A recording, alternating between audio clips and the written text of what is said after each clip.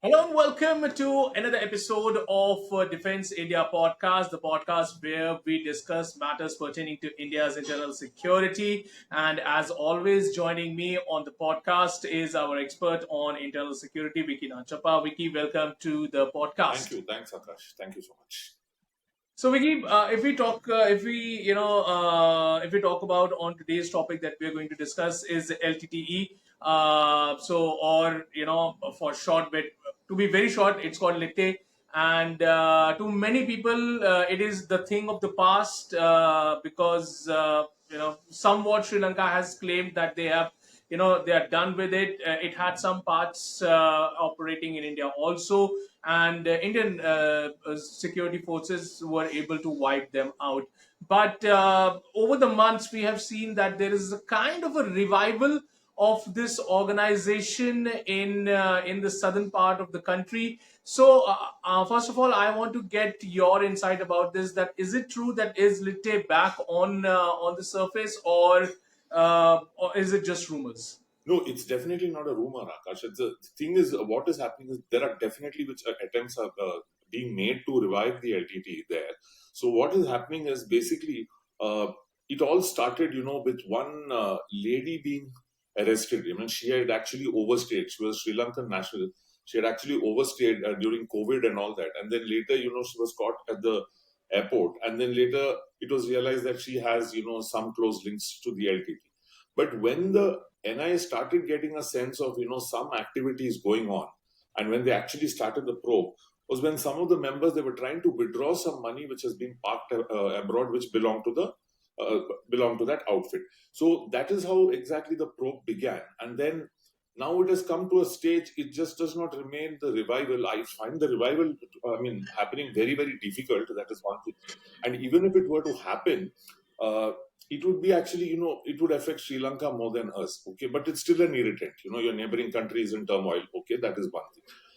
Um, Going further with the probe, now this has started about 1.5, 2 years back. This probe, going further with the probe, indeed, and I realized that there's a larger picture to it, and then they came across a name called as one Haji Salim, okay, who is known as the new Dawood Ibrahim, and ISI has tasked him with doing the drug trade. And then they found a direct link with him, with him and a guy called as Gunashekaran and one more guy called as Pushparaj. They found a link with them, and these two are linked to the LTT. They're former LTT members. And then again, going further with the probe, what they found is that these guys were bringing in the drugs. Okay, one was drug smuggling, which benefits Pakistan at the end of it, and the other thing, the proceeds towards that, there were attempts being made to use it for the revival of the outfit. So that is how the probe has gone. Right. So how does the drug angle come into this whole situation, Vicky? Is this just like a cover for creating a lot of drug operation or drug just to transport more drugs into southern India through various means, or how do you see this? See, the drug problem has not been, a new one in southern India. Okay, it's a very interesting story. I mean, I was a little clueless about it, and a good friend of mine on Twitter who goes by the handle Sniper, he told me, "Why don't you dig out information on this?" This is very long back, and going forward, I realized, earlier how it started was, they would come and take drugs from here in exchange. They would come and supply drugs from here in exchange of BDs. This was back in the 50s. Okay, they wanted BDs, the Sri Lankan, this one. Gradually went Right. to opium, then heroin, and all that. And there are many, many ports in Tamil Nadu as well as Kerala, which act as good landing points for these people. So it is an ongoing problem. And for long, they have used the fishermen also to transport drugs into India and out of India as well. And now ISI has again come into the picture using this guy Haji Salim. Now the volumes have just gone up. That's the only difference now, that the volumes have gone up. But this was always there. And of course, LTT revival is also part of this whole problem. I'm not saying that there are no attempts being made. Some attempt is being made. Otherwise, NI wouldn't have been digging so deep into it. Okay, whether they succeed or not is a different story. But definitely, this link between the revival of the LTT and drugs is very, very telling, actually. Right. So Vicky, but this NIA conducting raids and the name of LT once again cropping up. What kind of a sentiment or what kind of a messaging it might be sending to the people in the south who have who have unfortunately been at the brunt of this terror organization. So.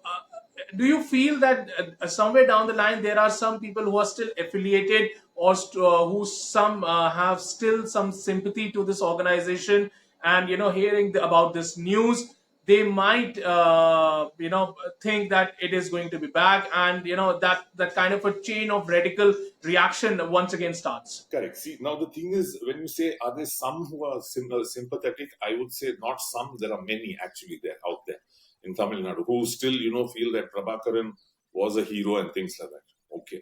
So, in that respect, uh, if at all they manage to, recruit or, manage to revive, which again I say is just a 30-40% chance, that's about it. If they do manage to revive, yeah, there are many takers for them. That is one thing, because there are many in Tamil Nadu who felt that LTT had been wronged by Sri Lanka. If you remember the kind of protest that happened when he was killed and things like that. So sympathizers are there, many. And it can become a polarizing factor within Tamil Nadu, even if there is, some more traction to this. Okay, so Sri Lanka is, now it's undergoing its own set of problems. But it is good that, RNI managed to discover that. And also another interesting thing is that this again got linked to another case of a fake passport case. So they realized that there were one whole gang which was making fake passports. So you see the interlink.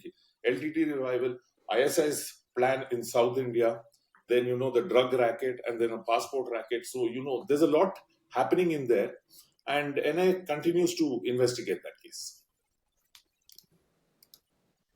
Right, and we keep so talking about Sri Lanka. So as we know, what kind of a state it is in right now, with economic crisis rampant in the country. They're trying to revive their economy.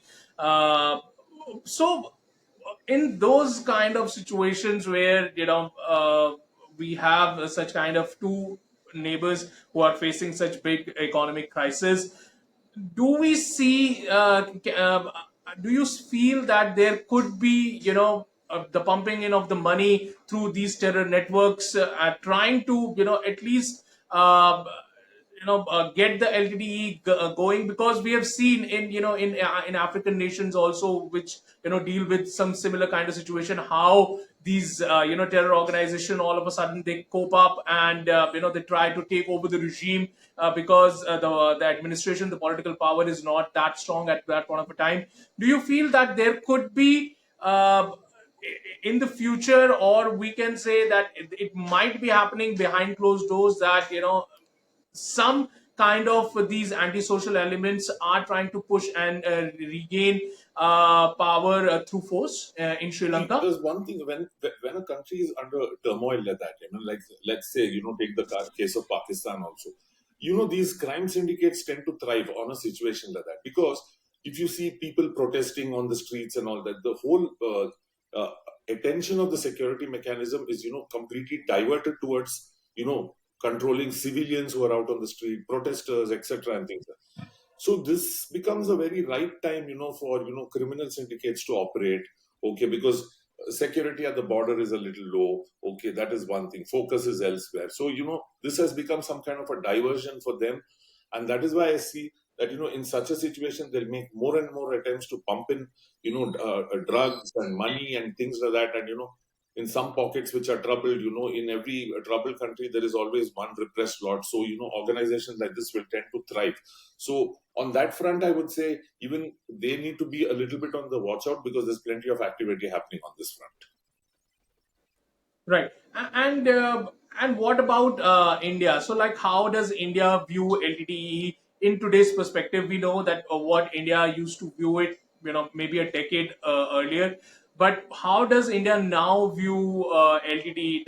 Does it pose that kind of a threat to India's internal security when it did during the time in its heydays, or now it is just a thing of the past for See, India? in this respect, what happened? There are a lot of refugees who have, left Sri Lanka and come post the fall of the LTT and things like that.